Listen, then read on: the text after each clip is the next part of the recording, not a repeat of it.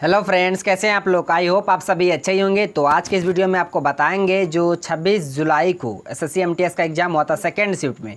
First shift में जो भी क्वेश्चन पूछे गए थे उसको हम करा दिए हैं विद एक्स्ट्रा फैक्ट के साथ। अगर आप लोग नहीं देखे तो जाके देख लीजिए। आज हम 26 जुलाई सेकेंड शिफ्ट में जो क्वेश्चन पूछा गया था जीके जीएस के साथ साथ करंट अफेयर, उन सारे क्वेश्चन का डिस्कशन करेंगे और आप लोग वीडियो के अंत तक बने रहिएगा। तो चलिए शुरू करते हैं। पहला क्वेश्चन है कि 57 नंबर के जो ज्ञानपीठ पुरस्कार था वो किसे मिला था। 57 नंबर का ज्ञानपीठ पुरस्कार है ना, 57वां। तो ये मिला था दामोदर मौजा को। और किस भाषा के लिए? तो कोंकणी भाषा के लिए, कोंकणी है ना। इस बात को आप याद रखिए। कोंकणी भाषा कहाँ बोला जाता है? गोबाग में। इस बात को भी आप याद रखिएगा। तो 57वें ज्ञानपीठ पुरस्कार दामोदर मौजा को मिला था कोंकणी भाषा के लिए। इस बात को आप याद रखिएगा। इसके साथ एक्स्ट्रा फैक्ट आप ये भी याद रखिएगा कि 56वां ज्ञानपीठ पुरस्कार किसे मिला था। तो 56वां ज्ञानपीठ पुरस्कार जो मिला था नीलमणि फुकन को मिला था। किस भाषा के लिए? असमिया भाषा के लिए। तो दोनों फैक्ट को याद रखिएगा। 57 नंबर के मिले थे दामोदर मौजा, 56 नंबर के नीलमणि फुकन। इसको कोंकणी भाषा के लिए, इसको असमिया भाषा के लिए। अब चलते हैं अगले क्वेश्चन की ओर। क्वेश्चन है कि वेटिंग फॉर ए वीज़ा किसकी आत्मकथा है ना। तो ये आपको बहुत इंपॉर्टेंट क्वेश्चन है कि वेटिंग फॉर ए वीज़ा ये डॉक्टर भीमराव अंबेडकर जी की आत्मकथा है। इस बात को आप याद रखिएगा। संविधान का जनक किसे कहे जाते हैं? भीमराव अंबेडकर को। और इन्होंने किस जो अनुच्छेद है, किस अनुच्छेद को संविधान का आत्मा कहा था? तो अनुच्छेद 32 को। ये भी क्वेश्चन आप याद रखिएगा एक्स्ट्रा फैक्ट के साथ साथ। अनुच्छेद 32 को इन्होंने संविधान का आत्मा कहा था। और बता दें इनके एक और मतलब जो फेमस जो पुस्तक है उसे भी देख लीजिए, annihilation of cast.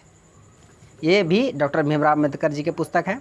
Thoughts on Pakistan ये भी डॉक्टर भीमराव अम्बेडकर जी के हैं। तो तीनों को याद रखिएगा। Waiting for a visa, annihilation of caste, ये बहुत इंपॉर्टेंट है, बहुत बार पूछता है एग्जाम में कि एनिहिलेशन ऑफ कास्ट। उसके बाद थॉट्स ऑन पाकिस्तान। ये तीनों फैक्ट को आप याद रखिएगा। नेक्स्ट आपका पूछा था कि कार्य का एसआई मात्रक। तो बता दें कार्य का एसआई मात्रक होता है जूल, सीजीएस मात्रक अर्ग, एमकेएस मात्रक न्यूटन मीटर। तीनों मात्रक में आप याद रखिएगा। एसआई में, सीजीएस में, एमकेएस में। एसआई मात्रक जूल, सीजीएस अर्ग, एमकेएस में न्यूटन मीटर। नेक्स्ट आपका पूछा था कि पूर्वी व पश्चिमी घाट को कौन अलग करता है, कौन सा पठार? तो बता दे ये हुआ पश्चिमी घाट, ये हुआ पूर्वी घाट। तो ये दोनों को अलग बीच में यहाँ दक्कन का पठार कौन करता है? दक्कन का पठार अलग करता है। तो ये दोनों मिलता है कहाँ पे? नीलगिरी की पहाड़ी पे है ना। नीलगिरी पहाड़ी पे मिलता है ये दोनों। ये कहाँ है नीलगिरी पहाड़ी? तमिलनाडु में। कहाँ? तमिलनाडु में। इस भी आप याद रखिएगा। अलग करता दक्कन का पठार है और मिलता है ये भी दोनों कहाँ? नीलगिरी में। नीलगिरी की सबसे ऊंची चोटी दोदा बेटा। कौन? दोदा बेटा। इस बात को आप याद रखिएगा। नेक्स्ट आपका पूछा था कि मौलिक कर्तव्य किस संविधान संशोधन के तहत जोड़ा गया था भारतीय संविधान में? तो 42वां संविधान संशोधन 1976 के तहत यूएसएसआर से यानी कि रूस से, वर्तमान में रसिया, रूस से मौलिक कर्तव्य को लिया गया था 42वां संविधान संशोधन 1976 में। इस बात को आप याद रखिएगा। नेक्स्ट आपका पूछा था कि निम्नलिखित में से कौन खिलाड़ी भारतीय गोल्फ खिलाड़ी है? ऑप्शन में अदिति अशोक दिया हुआ था। तो इसका करेक्ट आंसर हो जाएगा अदिति अशोक, ये गोल्फ के खिलाड़ी है। उसके बाद मिल्खा सिंह है ना, नाम सुने होंगे, मिल्खा सिंह ये भी गोल्फ के खिलाड़ी है। इस बात को आप याद रखिएगा। The race of my life इनकी ऑटोबायोग्राफी है, इसे भी आप याद रखिएगा। नेक्स्ट है मोएत्सु त्यौहार किस राज्य में मनाया जाता है? तो मोएत्सु त्यौहार ये नागालैंड में मनाया जाता है। भारत का एकमात्र राज्य जहाँ की राजभाषा क्या है? अंग्रेजी है ना, अंग्रेजी। नागालैंड का राजधानी कोहिमा। और नागालैंड में एक और बहुत ही इंपॉर्टेंट त्यौहार मनाया जाता है, हॉर्नबिल फेस्टिवल। बहुत बार एग्जाम पूछता है। हॉर्नबिल महोत्सव किस राज्य में मनाया जाता है? नागालैंड में। उसके बाद मोत्सु त्यौहार ये भी नागालैंड में, भाषा वहाँ का अंग्रेजी, राजधानी कोहिमा। सारे फैक्ट को आप याद रखिएगा। नेक्स्ट पूछा था गुरु बिपिन सिंह किस नृत्य के गुरु थे? तो ये मणिपुरी नृत्य के गुरु थे, गुरु बिपिन सिंह। इसका करेक्ट आंसर हो जाएगा मणिपुरी। एक क्वेश्चन पूछा था कि गुलबर्गा का किला किस राज्य में स्थित है? तो ये कर्नाटक में है। हमें क्वेश्चन देते हैं, इसका आंसर आप लोग कमेंट में दीजिएगा। ये भी क्वेश्चन पूछा गया था। नूरमहल का किला किस राज्य में स्थित है?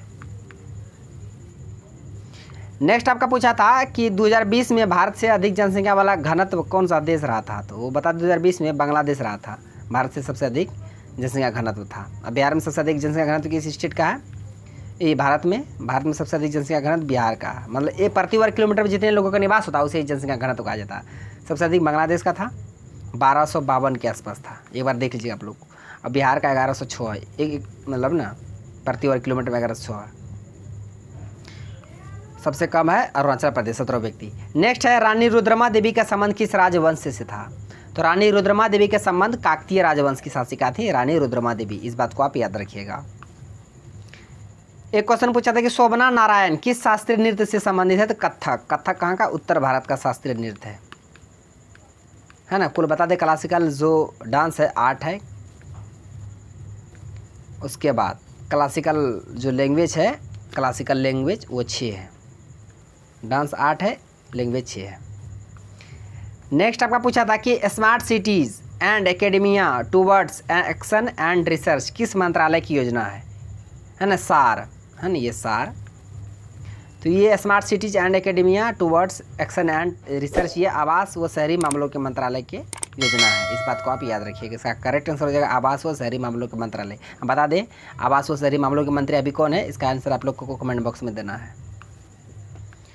नेक्स्ट आपका पूछा था कि दादर और नगर हवेली को भारत में शामिल कर उन्हें केंद्र शासित प्रदेश का दर्जा कब दिया गया था? तो 10वां संविधान संशोधन 1961 के तहत दादर और नगर हवेली को केंद्र शासित प्रदेश का दर्जा दिया गया था। अभी वर्तमान में दादर और नगर हवेली दमन द्वीप दोनों मिलकर एक हो गए हैं। तो वर्तमान में अभी केंद्र शासित प्रदेश 8 है और स्टेट 28 है, दोनों बातों को याद रखिएगा।